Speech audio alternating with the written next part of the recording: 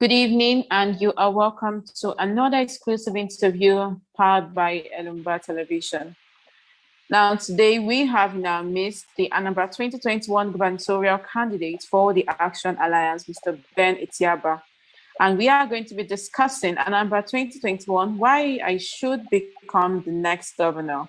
We're going to look at it from the perspective of Mr. Ben Etiaba. Thank you so much for coming today. Thank you. Good evening. Good evening. Now, just before we go ahead with the interview, can you kindly give us a bit of your background? Just tell us who you are.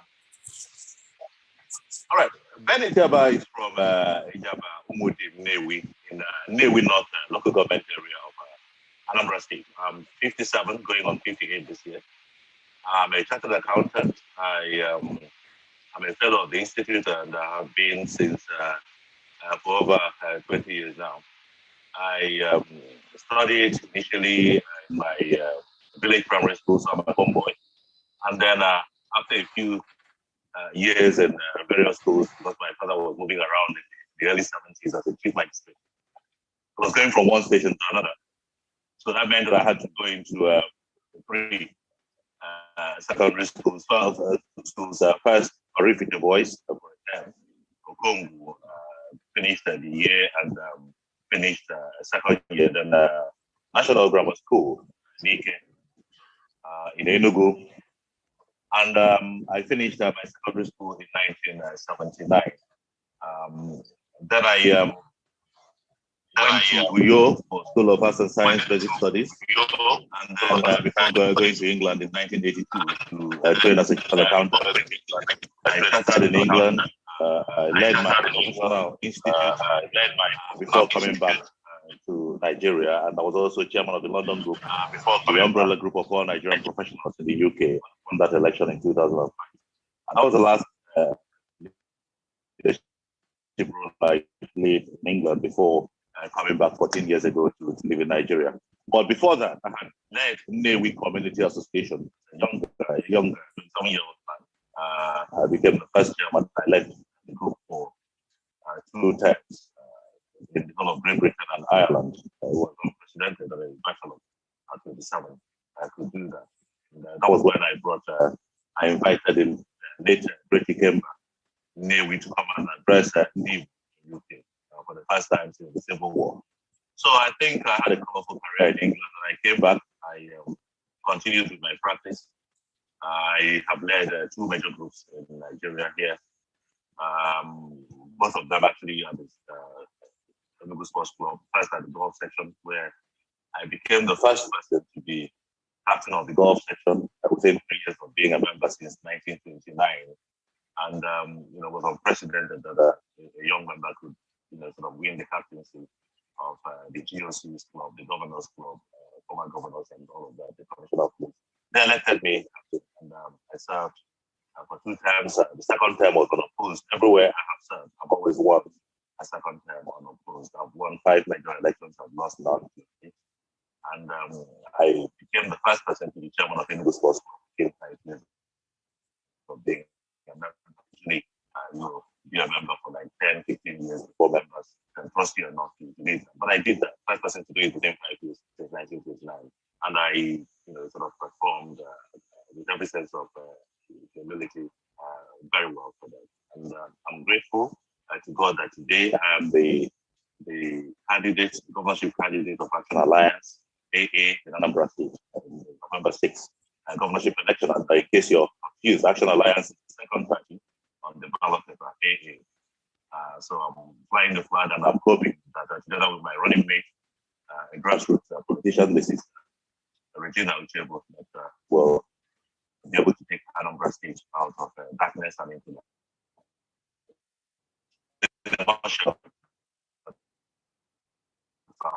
I think I'll describe myself, but also let me mention because I didn't come from my father was a chief like one of our foremost lawyers in Newi, and the wife, Her Excellency the Etiaba, who was governor for 3 months, CON, who today I believe is having a deserved rest, holiday in England. So that's in a nutshell who Ben is out. I have 5 siblings and I have 3 children. Thank you. Okay, just before we go ahead, your audio is really poor. We could barely hear what you're saying. I got most of your points, but is there a way to improve your audio? Okay, if I talk louder, can you hear me? If I talk louder? This is better. This is better. I don't know what you did, but this is better. Okay, I think no, don't worry. I'll talk louder now. Yes. Do you want me to repeat what I've said before, or is it No, good enough? no. It's all right. It's all right. It's all right. This is perfect. Now much. remember that you can join us on this interview simply by raising up your digital hand. But they now you're giving us an impressive resume, but you once said that you've been preparing for this position since 2001. Can you expatiate on that? Yes, in September 2001, I led a group of chartered accountants from England, Nigerian chartered accountants from England, to ICANN conference in Abuja. And during that conference, General Governor, the former head of state, came to speak to us, and I had a quick meeting with him, a brief meeting. It wasn't a planned meeting, and in just a few minutes, he was very impressed, and he said to me, Ben, why don't you consider coming back to Nigeria to lead in Nigeria? I think you have something to offer. And that sounded right to me. This was in September 2001. And that got me thinking. I left the conference, and outside of the conference, it was at Hilton, Icon Hilton at the time, and Transcorp today. There were lots of bookstores there. The conference, you have a lot of people selling books. So I bought this very well written book, but badly printed, How to Win Elections. And I used that book to win a number of elections, and I lost my state. So I've been planning since September 2001. I kept it to myself, and that informed actually my coming back to Nigeria with my family to to understand the system, understand the terrain better, and study the politics of Anambra State. And I felt that part of my preparation was to do it outside politics. I've never played politics before now. I've not been any part of any government before now. I wasn't one that did politics to acquire enough money to be able to do something like this. So I kept away from politics because I wanted to prepare myself outside of that and to be able to come into politics like I've done now with a different set of values. I wanted to come in, being able to smell the sort of trouble in politics that our politicians may not necessarily see because they're all part of the system. So, not being in partisan politics, but pretty much every leadership role I've taken in the last 30 years, I've taken on in the last 30 years, they've been political. And I thought that was a good way of getting ready, preparing myself for this. Thank you. Okay. Now with your preparation and your planning and now the execution, are you convinced that you're going to win the Anambra November 6th election? Okay. Only God can answer that question. All I can do as a human being is to do the best I can and leave the rest to God. It's only God that anoints leaders. And I look around, I see a lot of people, a lot of candidates prancing around as governors in waiting. And what I say is that those candidates have been anointed by men, not by God. And at the end of the day, God will have his say. So am I convinced I'm going to win?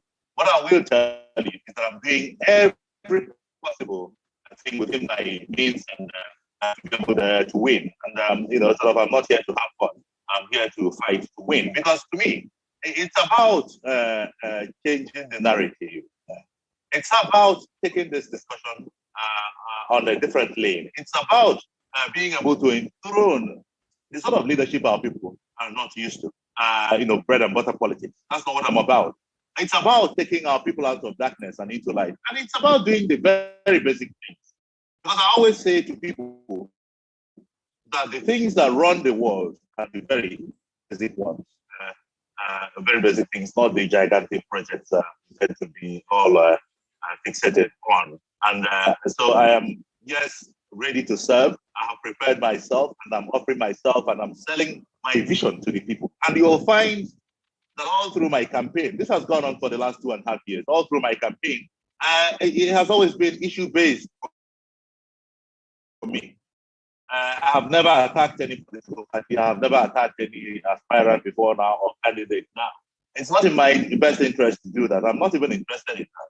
There's so much gone wrong and there's so much to fix and so little time to be distracted. So I am doing my best to see if there's been enough enlightenment within our populace to say now we'll move in a different direction. Because if you continue doing the same thing the same way over and over again, the result will still be the same. You'll still be wallowing in darkness. And when I talk about darkness, people don't understand it. It's darkness in education and security. We've seen that there's insecurity pervading the system now. Darkness in agriculture, in infrastructure. So we're just barely scratching the surface and solving the wrong problems in my little world. I think the problems we're solving, our leaders are solving, are the wrong ones. And the issues are there, sort of glaring at us. And we're looking at a gift horse in the mouth. And we don't seem to be able to understand what the issues are. And until you begin to understand the issues, you can't solve it. So I offer a different narrative. I offer a different vision. I offer a different direction. And hopefully, like Brad Solo says, the key to success is to do the opposite of what everyone else is doing. And that's what I'm doing now. And again, I'll put someone else, John Story, who used to be the CEO of Apple, who said that the future belongs to those who see possibilities before they become obvious. So a lot of people might think I'm kidding, but I can tell you that there's enough people who are beginning to see that maybe this guy is seeing something we're not seeing. Maybe this guy, by doing things differently, will take us to the desired destination. I'm so grateful that today I'm the candidate of Action Alliance, a great party that came second in the governorship election in Imo State the last time. I really won't want to comment on what happened at that election. Suffice it to say that it won't be wrong if you sort of find that Action Alliance won the last governorship election with Uche Bosu in Imo State. So I'm happy to be a member of AA, the candidate of AA. I'm here to speak with her and to everyone tonight. Okay, you've mentioned different issues. You've mentioned on political alignment. You've mentioned your love for your current party and all that. But before we go deep into those issues, let us get a summary of your manifesto. What do you have for India Anambra? Thank you. I'll tell you the summary of the manifesto, but I'll also sort of put this addendum that we put too much stock on manifestos rather than putting stock on the people giving you the manifesto, because it's what that person has done in the past. Will tell you whether he'll live up to the words, up to the promises. But we run on a 5 cardinal point agenda, the Action Alliance agenda for Anambra State. And first of all, it's on security. We know that Anambra State is not a very secure state at the moment, most of the Southeast, but particularly Anambra State. And in the case of Anambra State, you can understand because there's an election round the corner. So it's worse in Anambra. So I think we want to be able to return Anambra to sleep with both eyes closed at night and not worried about whether they're going to be sort of seeing tomorrow. So security should be a priority. It should be number one. It will be very well funded. And if you get security wrong, you cannot get education right. If you get security wrong, you cannot get healthcare right. Get security wrong, people will feel very insecure. They won't want to go to the farms because they won't want to be kidnapped. They won't want to be raped, women, etc. So you need to get security right to fix education, fix healthcare, fix agriculture. You need to get security right to be able to structure. You will want to work. Security is number one. Another the light of the nation. Yes, I'm sorry, sorry, Mr. Etiaba. Sorry. Currently facing us. But Mr. Etiaba, I'm sorry to cut you short. Your audio has gone back. Can you hear me? Yes, your audio is bad again. I don't know what you did before, but can you do it again? Because we stopped. We can't hear you. Let me try again because we stopped. Can you hear me now? Yes, we can hear you. Is it possible to speak without the earpod? My experience is that earpod or earphone disturbs sleep. Yeah, give me a minute to switch off the earpod and see if it works out. No My problem. Bluetooth is, No problem. So while disconnected. no problem. So while we're waiting for our guest to try to fix his audio, remember that you can join the program. Yes, we can hear you. Remember that you can join the program simply by raising up your digital hand, and I'll try to accommodate as much questions and comments as possible. Yes, we can hear you, sir. You can go on with what you were saying. We can hear you better. Yeah, you can hear me now, can you? Yes, it's way better. All right. So where do you want me to take, sort of start again? Okay, we were talking about your manifesto, and you were telling us that it's better to talk about you as a person, the person that produced the manifesto rather than the manifesto. But you also mentioned security, then you went on to education. Yes, I said without security, you cannot fix the rest of what we want to do. We can't fix education, you cannot fix healthcare, you cannot fix agriculture, and you cannot fix infrastructure. So if you get security right, then you can move on to other things. So that's going to be a low-hanging fruit. It's going to be a quick win. From ground zero, we'll go tackle security head on. And of course, you know that part of why the place is insecure is bad leadership. Bad leadership because if people don't have hope that tomorrow will be better than today, they're going to resort to mischief. If people are unemployed, they're going to resort to mischief. So, there are so many things we can do to fix security. If we get to that side, I'll talk more about it. But if you go to education, like I was mentioning earlier, if security wasn't bad, education would have been top priority.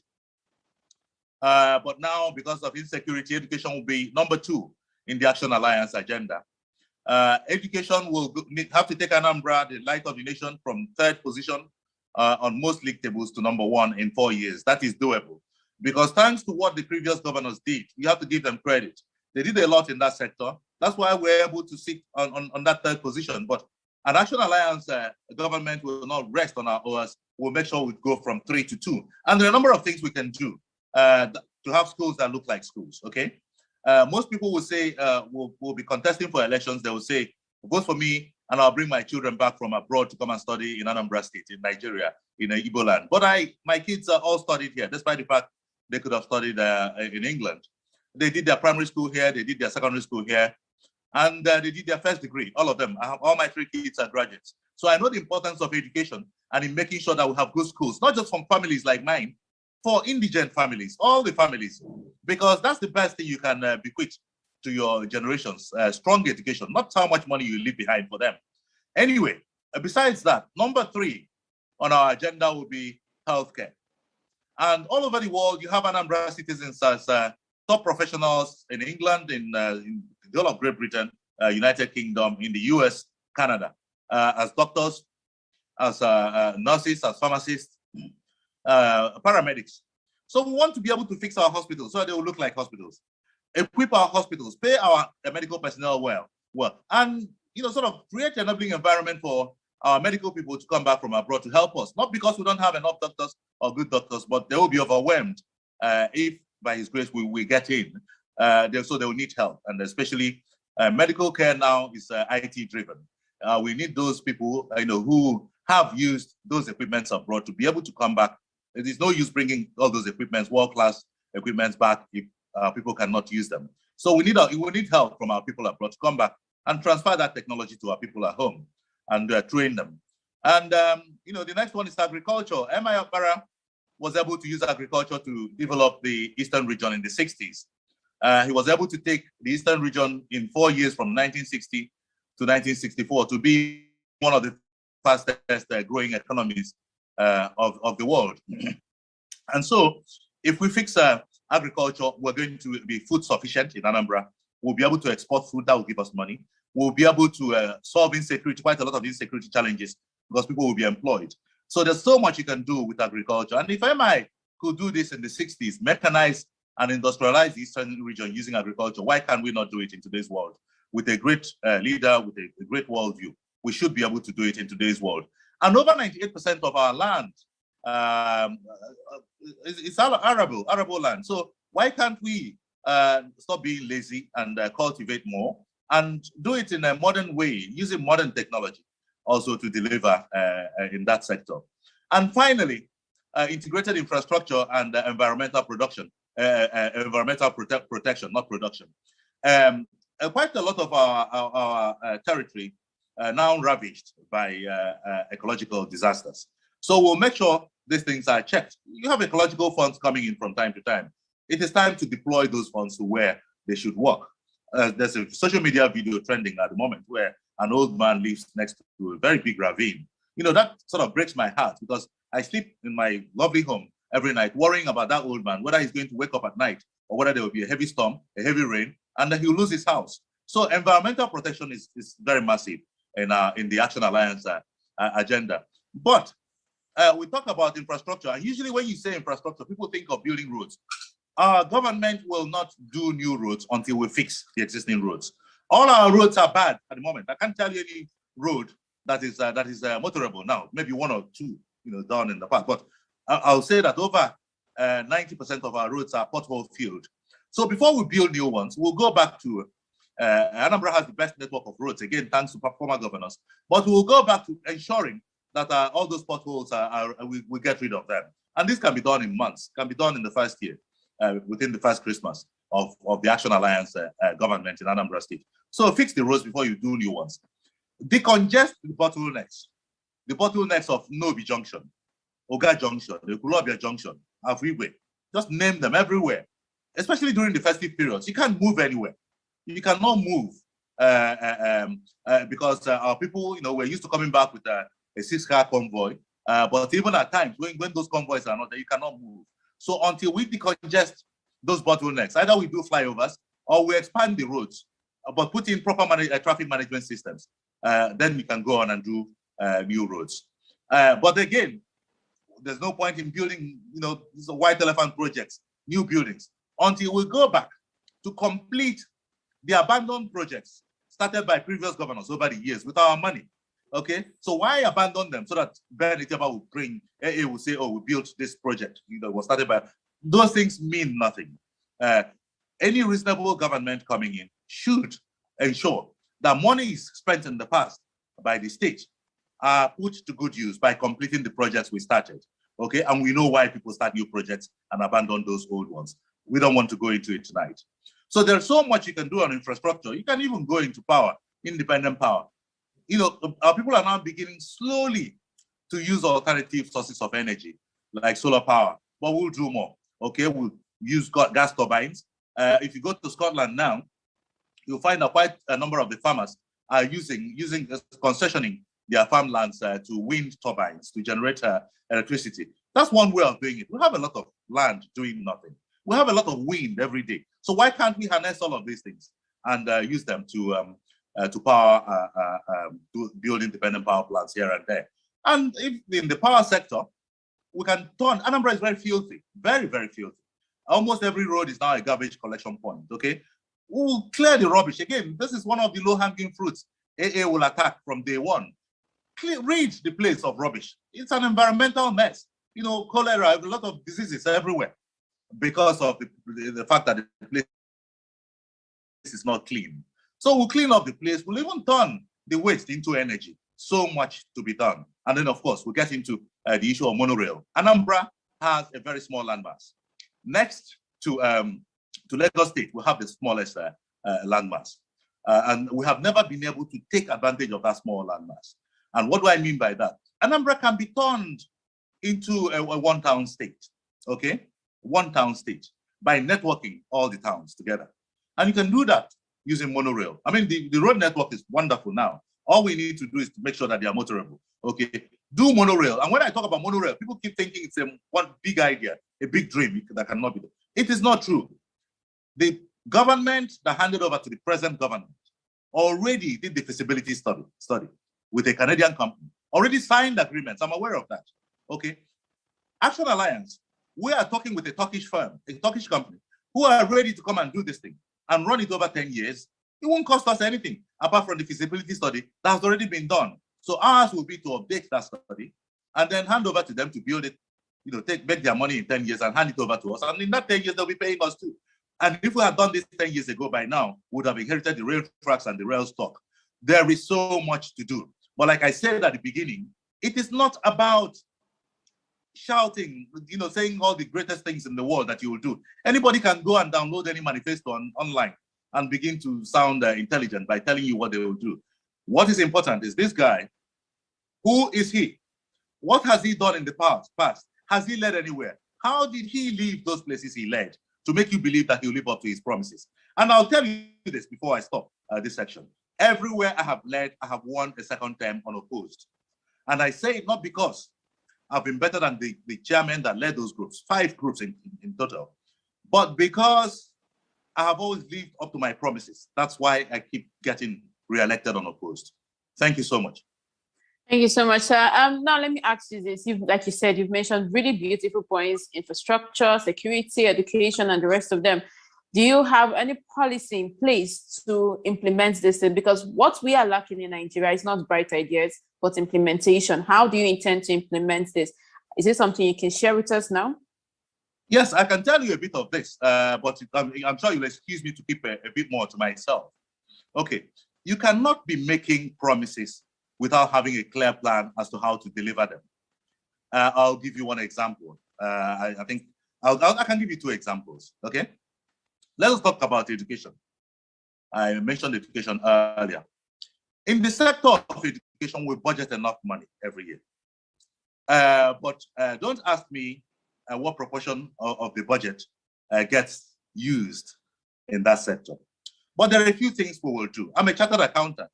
I know that you can do a forecast and that you have to, sort of explain where that money will come from.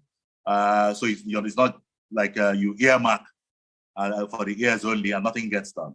But in the sector of education, in fact, in all the sectors, the things we'll do won't be very expensive. But those are things that have been fine-tuned to meet the objective. In education, I don't know the last time you were in Anambra and the last time you saw our schools, both primary and the tertiary, secondary and tertiary schools. We don't have schools that look like schools. And you keep having a very high rate of dropouts, especially male dropouts from our schools. So the first thing you do is to fix the infrastructure. Have buildings that look like buildings. Don't build more. I don't believe in a sort of building more. Fix the existing buildings you have. Have schools with perimeter fencing. Most of our schools are in the middle of nowhere, no fence. And that's a security disaster too. I mean, we've seen what's happening. Thank God, not in this part of the country. But, gunmen go to schools and kidnap, sort of school children. But we must have our schools fenced with a gate. All the schools must be fenced. That's a standard, okay? That's the first thing. And we must make sure that the roofs, the windows, the floors, the walls are as they should be, okay? The infrastructure must be right. Have schools that look like schools. Because until you have that and have students that look like students with the right uniforms, they will have no value for what they are getting. Once you've done that, get infrastructure right. Make sure those schools are equipped with the right books, with the right modern techniques of teaching.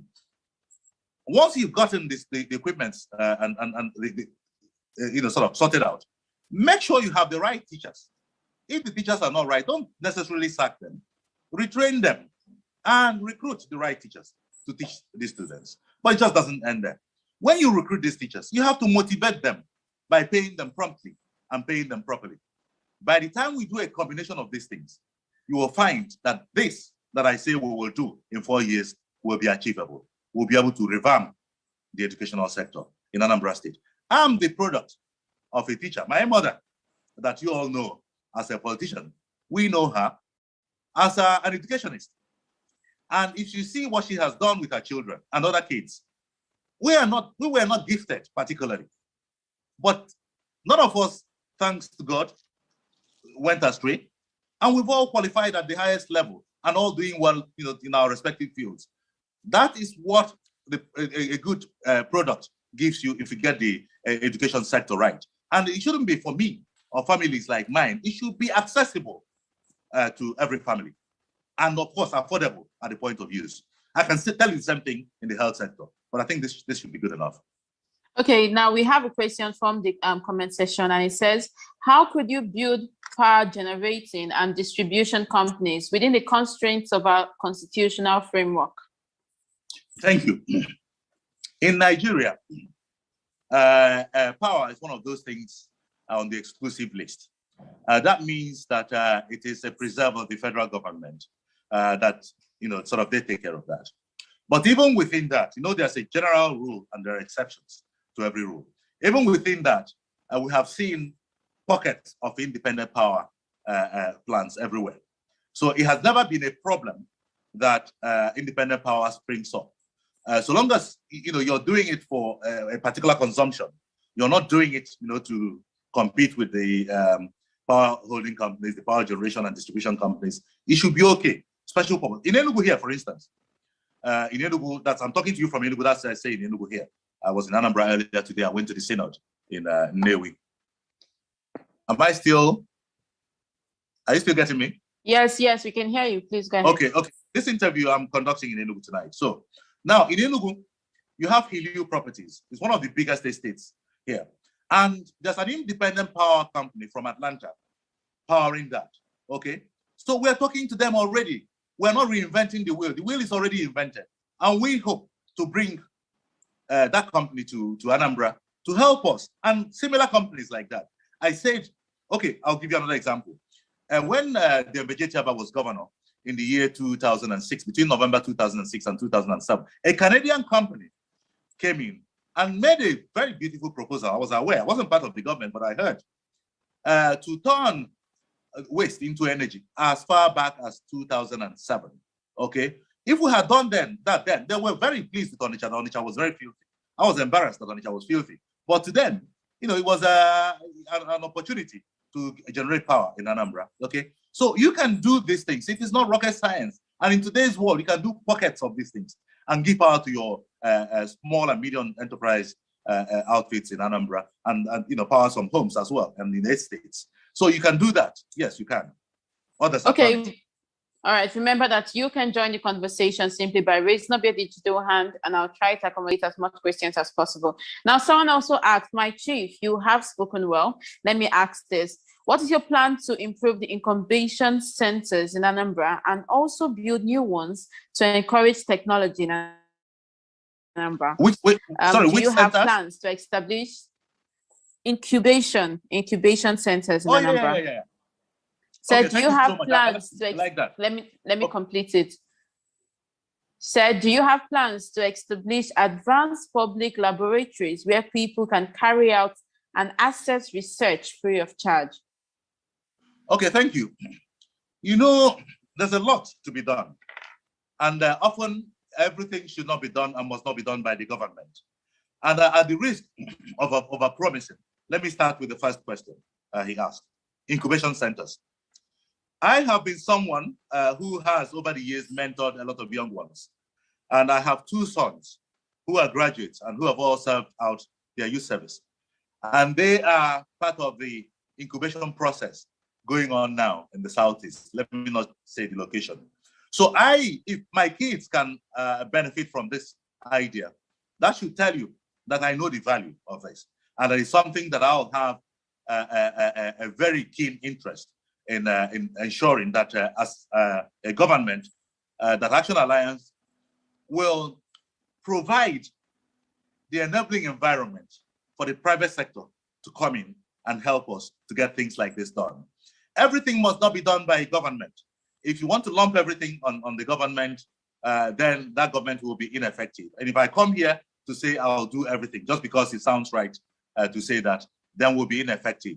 But what I can tell you is that we will create the enabling environment for this to happen. And this is happening, being done by the private sector elsewhere. And I don't know of any in Anambra. There might be one or two that I'm unaware of, maybe at a smaller scale. If anything was happening at the larger scale, I would have known. So we will come in and make sure that these ideas are brought to the fore. I'm an ideas person. Anybody that knows me will know that I thrive on creative thinking. I am a very strategic thinker. And if that is so, it's incumbent on me to ensure that I extend that opportunity to especially the youth of Anambra. And I've always said that I'll partner with the youth if I'm able to be governor, to run the government of Anambra State, partner 50-50 to make sure that we deliver. Because I think the future belongs to them. But the way Nigeria is going, when people, my father's, our parents' ages are still in government, hey, I'm still a youth.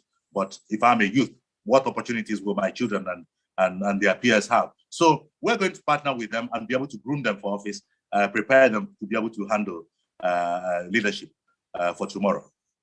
Okay, now we've talked so much about your manifesto, your campaign, and your candidates. Now let's talk about your political party. You were once, like I said, we'll come back to your political alignment, so that's where we are now. You were once an aspirant under the All Progressive Congress. Why did you leave, and why did you choose to run under the Action Alliance? Okay, I will say that my party left me. I think it's an easy way of saying it, putting it. I think most people know what happened at the primaries of APC. So I don't think I want to comment on that. It will not be fair on the APC candidate. I'm not here to run him down. It will not be fair on APC. In fact, if anything, I'm grateful to APC for availing me their platform to ventilate my political aspiration for 2 years. But what happened. It's a matter for adjudication by the law courts at the moment. There are a number of cases in the courts. And I don't want to come here and begin to give evidence that ordinarily should be available to the courts. I think most people knew what happened. I won't say more than that. But thank God I was able to discover Action Alliance, and the party discovered me. And but I was very grateful to have started in a bigger party, on a bigger platform. And when I chose APC, people were laughing at me. Ben, APC will never win in Anambra. It's a Boko Haram party, it's a Fulani headsman party. I didn't care at all because it's always going to be about the candidate, not about the party. And this election will be about the candidate, not about the party. So people will vote for AA. But they will vote for AA, I believe, and I predict will do well in this election. And by His grace, if God wills it, we'll win this election. They will vote for AA, Action Alliance, because of the candidate, okay? Any other party that wins any votes, they will win because of that candidate. I predicted before the election that ABGA will implode. It is happening now. And what's happening in ABGA, again, I'm not going to run that party down. Because don't forget that the fact that that party produced my mother as the governor, the first female governor in Nigeria and the only female governor in Nigeria till today. But what happened in ABGA is, sort of a natural progression in politics. Once a party has been in office for two tenures, yes, or 4 terms, it will be, sort of unreal if this implosion didn't happen. So it was bound to happen. I predicted that. It has happened. I'm not gloating. So ABGA, that's it. I'm not God. I'm just, as a human being, making my own predictions. And I also predicted that PDP, they implode every 4 years. That it was going to happen. We've seen it again now. And good luck to my friend Val in what he's doing. I'm happy for him. I'm happy for my friend Soludo Moji, whoever the candidate will be. I just don't know. I'm happy for my friend Andiuba. We were in church today together. We're not quarreling. This is not about sort of attacking any human being. It's about issue-based campaign. For 2.5 years, I've been campaigning on issues, and I think people notice that and people like that. I have no interest in running anybody down. I have every interest in telling the Anambra, if you want to lead darkness, and if you want to lead darkness and into light, Action Alliance is the best option, and that's what I'm here to do tonight. Thank you. Okay, now talking about your party AA, after the deadline of July 30th of July 2021 for parties to produce their candidates, you were not the AA's candidate at that point. So how did you convince the party to select you, and how did you convince the candidate at that time to step down for you? Okay, what I will tell you is that there are ways and processes and deadlines for conducting your primaries, and the same thing for substitution. And that we met every deadline and we met every process in that substitution. So if that hadn't happened, Ben Etiaba wouldn't have been the candidate of Action Alliance today in INEC. We have a body that is authorized to oversee these things, and they do their job diligently. And it's not just to do with Action Alliance. We had other substitutions. The YPP substituted their deputy governorship candidate. The Zenith Labour Party substituted. Accord Party substituted. AP and many parties substituted. But all those substitutions followed a process. and that process meant that you had to get it right, otherwise you're not a candidate. So everything was above board. Thank you. Okay, now we have a question from the comment section, and it says, you said all roads in Anambra State are bad. Have you carried out any research to have an idea of what it will cost to repair these roads? Okay, I'm in Anambra all the time now because of the campaign. I've seen the roads. When you look at the budget for that sector in a year, 25% of what is a mark for new roads can actually fix the existing roads. Okay, Anambra has the best network of roads. I'll say it any day. I will always give credit. I will always give credit to what the previous governors have done. After all, I'm not a governor yet. I've not been elected governor. So it will be very pompous of me to come here and say, oh, they didn't do well or whatever. But all I can tell you is that we have enough money within the budget of Anambra State every single year to fix those roads. And by the way, let me also tell you this.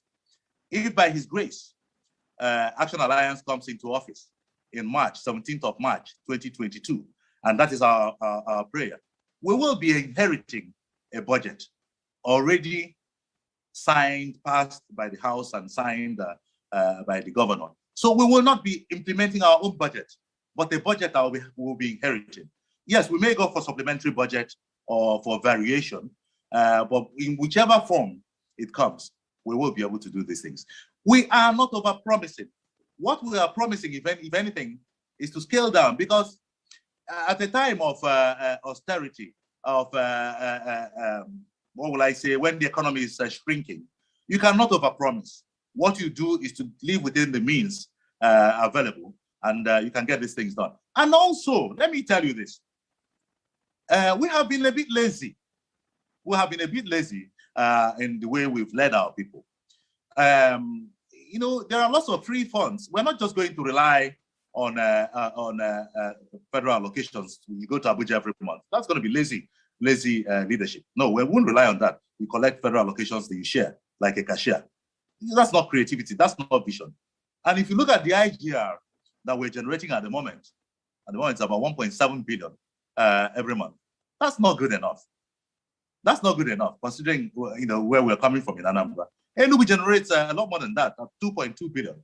And Enugu is a civil servant state. So we will be ensuring that the monies we collect go into the right pockets, and that's the pockets of the government, the coffers of the government. And the funds are utilized to develop the state. But above all, it's not just that. There are lots of free funds foreign donors give, but they want to see seriousness. They were here in Anambra before, but they left. Any serious governor who is prudent, who has vision, and who is serious-minded will bring them back. And we hope to bring them back to come and help us, be our development partners to fix Anambra State. Lots to be done, but lots of ways to fund the things to be done. Thank you. Okay, I saw Odatango's hand up. Odatango Ugochukwu. Yes, good evening, Service. Good evening. What the person may be. Brother Etiaba, My brother. I have asked a question before, so I don't need more questions to ask you. What I have now to tell you is for you to keep it up.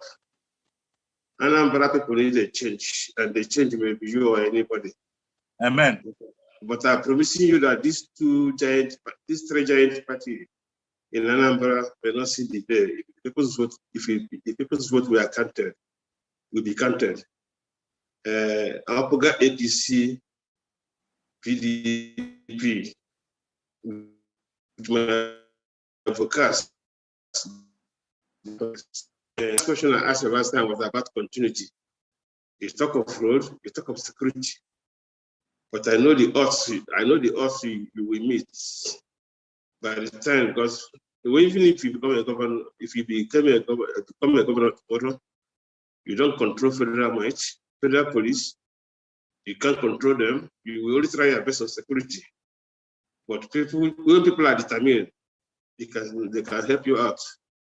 So the system we are having All your manifesto is superb. You have a superb manifesto that if it's well implemented, people will feel good in part. But what I'm saying is that how do we control vote rigging? If people's vote will count, these three big giant parties have new party will have a sympathy vote. And the new party in Anambra State now is you and the YPP. But on credibility stand, you have more chance. So keep it up and work hard. I wish you the best of luck. If people vote count, you will make it. And I wish you the best of luck. Thank you so much. I'm very, very grateful, my brother. I recall the last time the question you asked, but can I make a comment on what Tango said? Yeah. Please go ahead. Yes, sir. I think he came up with some good points, but let me talk about rigging of the election. I actually don't believe that this election will be rigged, and I'm being serious-minded about it. The impression we're getting now is that it's already called, that we're just waiting for the announcement to be made, but that cannot be true. I'll give you two instances. The last two elections, governorship elections. You know, the Edo State, Governor Baseki left APC, the power in government at the center, controlling the police, INEC, everything. He went to PDP and he won. Nobody rigged it for APC. And after that, a few months after that, I was in Ondo to campaign for my friend, Governor Akeredolu. And he was a governor that did well in his first term. He campaigned, he did very well. He campaigned well too. He had the resources to campaign very well. He won the debate. So he did everything right. Everybody would have expected that he will overwhelm Jegede and his former deputy to sort of rig the elections. No, that didn't happen. I monitored the elections, and there was no incident of rigging that was reported. I don't know what's in court, but the election was seen, adjudged to be free and fair, no noises. Of course, in any election, there might be one or two pockets of sort of mischief, but it was largely free and fair. And Akeredolu was returned to office to a second term and confirmed by the courts. Okay, and so that ends there. If an incumbent governor cannot, in a party, ruling party at the center, cannot rig his own election with all the resources available to him, I just don't believe that it will be possible for anybody to come to Anambra State, where you're going to be having at least 8 serious parties in this election to rig. That cannot happen. That just cannot happen. Anambra State is not just anywhere. You can't do it. So I think the issue of this air of inevitability is to scare people. But if you continue doing what you're doing, selling your message to the people, hey, our people are tired. Our people are tired of the same old story, the same old money politics. They want to see something new. And I believe that if we get it right, we'll have a good chance, and we're fighting to win. Thank you. Okay, just before I call the next person, let me ask you this now. People have accredited the insecurity to the Fulani herdsmen, the unknown gunmen, to these two policies, the Ruga policy and the grazing bill. What are your thoughts on these policies, and what will your government do if given the opportunity to enter Goka come next year? Okay, I will tell you that Action Alliance, as led by Ben Etiaba in Anambra State, will not subscribe to open grazing. Just take it to the bank, okay? The modern way of doing these things is ranching, okay?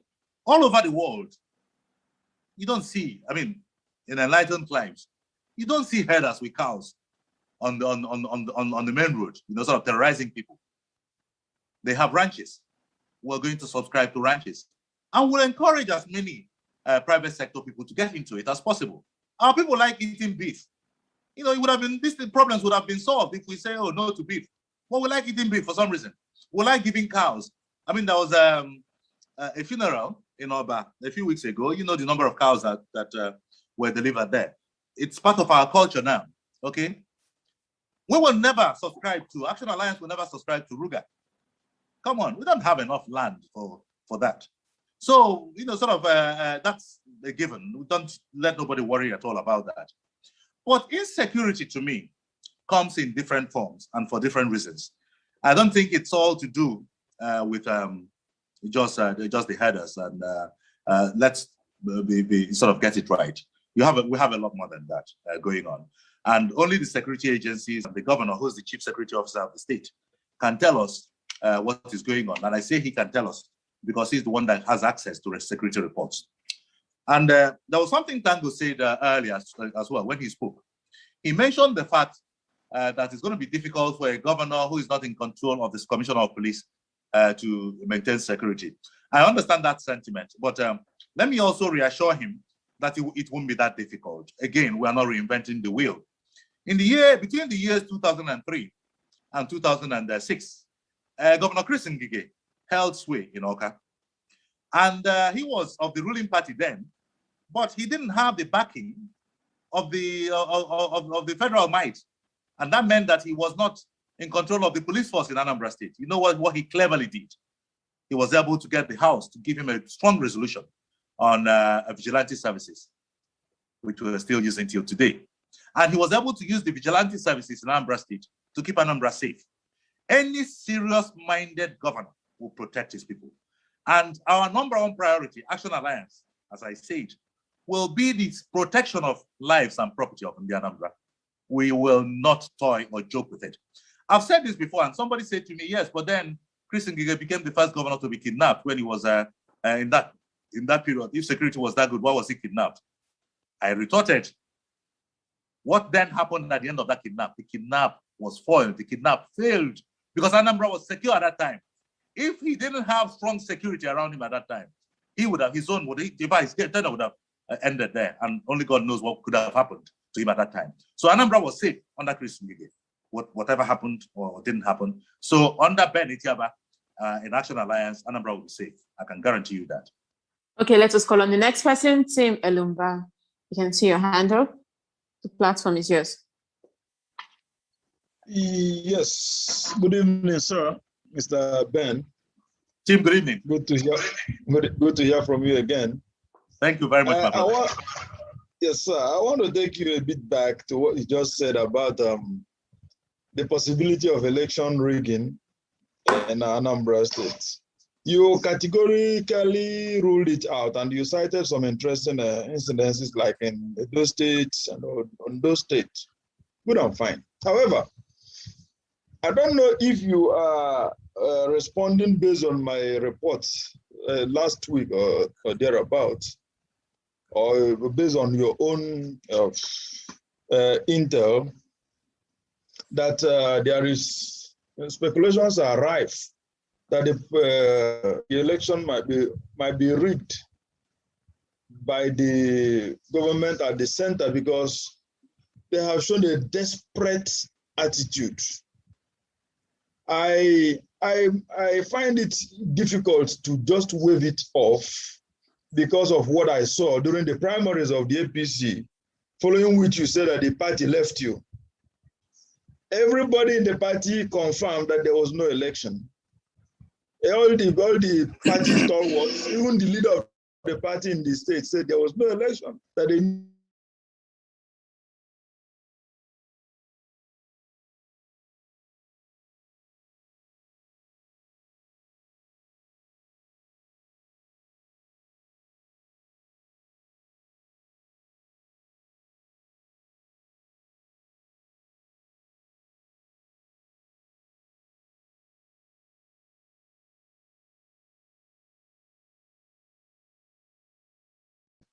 Anambra State by hook or crook. Do you think, as you mentioned, that we can close eyes and pretend that this thing will never happen simply because it didn't happen in Ondo State and Edo State? Remembering very well what happened in Imo State when someone that finished fourth in an election ended up as the number one. That's my question. So. Okay, thank you so much. My brother, I say thank you, and thank you for contributing to this debate and what you wrote earlier, but I didn't see it. I was just talking without having read what you wrote. Okay, but I'll tell you why I said what I said. There's a big difference between a primary election and a governorship election, the general election.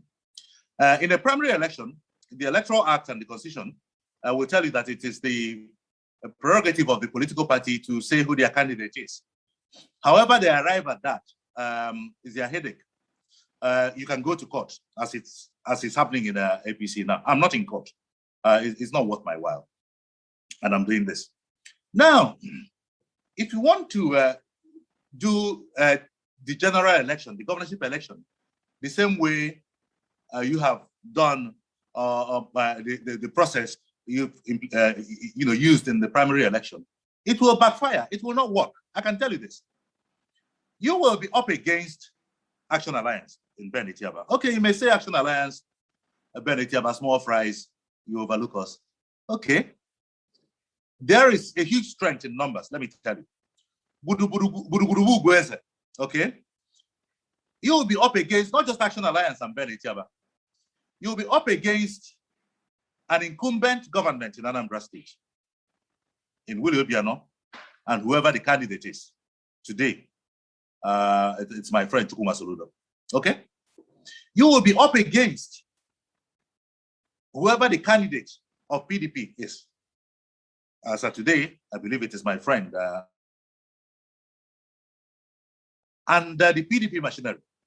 Okay? Not a mean, a party that ran the country for 16 years. No, just no mean feat. Okay?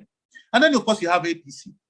You have other billionaires in this race. You have Obiora Okonkwo in ZLT. You have Maduka in Accord. And then, of course, you have an incumbent senator. You cannot tell me that he wouldn't know what to do to win an election. He has done that already. By the way, where were these parties when a new party that never won any election before won the Anambra South Senate election just a few months ago? Okay? These things are designed to frighten you. If you're the faint-hearted, you will run away.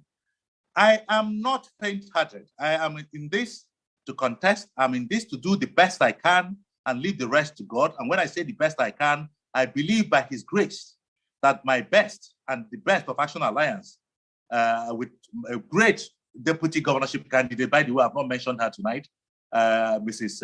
Regina Ochebo, who's a wonderful grassroots politician. I believe that the way we're coming together and doing what we're doing, and people think we're joking, people think we're not serious, that at the end of the day, our efforts will be rewarded. So I'm not frightened, my brother. I don't think anybody can try to read. Let's put it that way. I'm not saying nobody will try to read. People will have their plans, but not because I'm frustrated. Maybe it is difficult to get this thing done in the general election. Just simple as that. Yeah. Sir, I think I subscribe to your idea, especially considering the big parties who are also gunning for the same election. However, most of these parties you mentioned were also on ground in Imo State when somebody that finished fourth came first, and nothing happened. My intel says that APC wants to just pronounce any result they can lay hand on and tell the rest to go to court, knowing fully well that they're in charge of the courts.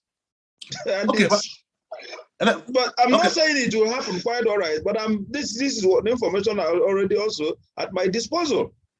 Okay, can I tell you a few things? Has it occurred to you that since that judgment in Imo State, that there's also been a different judgment in Bayelsa? What happened in Imo State was not what INEC announced, okay? It was the Supreme Court. Now, but the same Supreme Court took the governorship away from APC and gave it to PDP. Are you aware of this? So sometimes we may look at these things and we think, oh, it's all, sort of nobody can do anything at all about it. It is not true, okay? The same INEC supervised the Edo election and nobody was intimidated or the wrong results announced. So these things, and no court has upturned that. So, in the case of Imo State, let me not make a comment there because I'm not a lawyer, that's the first one. And also I didn't follow it closely, so I cannot tell you what happened. If I could, I'll tell you. I don't run away from a fight. I don't run away from the facts. So I'm not qualified to discuss Imo State. All I know was that the incumbent governor didn't win at the polling booth, but won at the court. So I'm sure the court saw whatever came to that decision by whatever wisdom, I don't know. But the same court has not favored the same party, APC, in Bayelsa. So let's not read too much meaning into these things. And let me tell you the danger in what we're doing now. If we begin to say, oh, it's all, sort of the results are already written, why are we then campaigning? Why are we then expecting our people to come out and vote? They will believe the results already, it's all predetermined. No way, it is not. And that's not why I'm saying this. I am fighting to win. Mrs. Uchebo is fighting to win. The Action Alliance, we're fighting to win. Okay? And by his grace, we will, if it pleases God. And let me tell you this. There was something I said earlier. People who walk around and they are walking around as governors in waiting, and I laugh. I laugh and I laugh again. And why do I laugh? We tend to forget the role of divinity, spirituality in power. You cannot, there's always a God factor.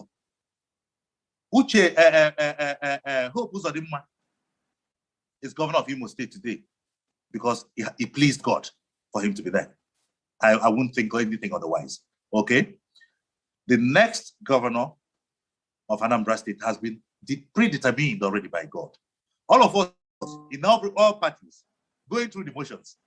At the end of the day, man will make all the gra-gra, but God will have his say, and we'll all have to abide by that, including me. And I believe that I'll be happy with God's decision in November. Okay, because our time is fast spent, and ordinarily we should have let you go by now. But let me just ask this one last question before we call it a day, or rather a night. If given the opportunity, and if, for instance, the interest of the party Action Alliance and the interest of India Anambra ever comes in conflict, which will you prioritize? Okay, that's a question that I believe you've already answered for me by asking. It's not a leading question. There is no doubt that the interest of India Anambra will always be paramount, will supersede the personal interest of Ben Etiaba and Mrs. Regina Uchebo or Action Alliance as a party. Okay? It must be about the interest of India Anambra. I tell you, Anambra needs next an altruistic governor, a selfless servant as governor. And if you believe in selfless service, you have no way, no reason to begin to think about your own selfish interest over and above the overriding public interest. It will never happen under the Action Alliance government, hopefully to be led by Etiaba and Uchebo. Okay, and someone just asked this question. Let me just take this for call it a day. Are you planning to return to APC if you win, having gone to Action Alliance from the APC? I asked this question because of the ongoing political realignment in Igbo land towards election of a president from Igbo extraction. Okay, I'll say what George Bush Sr. said when he was asked about taxes and new taxes when he was contesting for the presidency of US the first time. Read my lips. I am the candidate of Action Alliance by his grace. If I win by his grace, I will run the government as a member, a loyal member of Action Alliance, and I will seek re-election under the banner of Action Alliance. And that by his grace, I'll serve out the second term under the banner of Action Alliance. And let me tell you this, Hakim, a few years ago, won the governorship of Imo State under the banner of PPA. And what did he do? Within a few months, he left for PDP. It cost him. He did not win his re-election. Every 4 years, Hakim is jumping from one party to another. I'm not insulting him, but it was a wrong move, trying to seek re-election. If he had stayed in PPA, he would have been re-elected, okay? I'll give you a second example. In Ondo State, Labour Party was not known. And Mimiko took Labour Party that was unknown to Government House. He did not leave a Labour Party to rejoin a PDP. He used Labour Party to go for second term, and he won his second term. So the facts are there. Unless you don't know what you're doing, then you can make the wrong move. And I have no doubt that if I win, I'll know that I won because of Action Alliance, and I'll remain Action Alliance. Thank you. Thank you so much. That's as much as we can take on today's exclusive interview.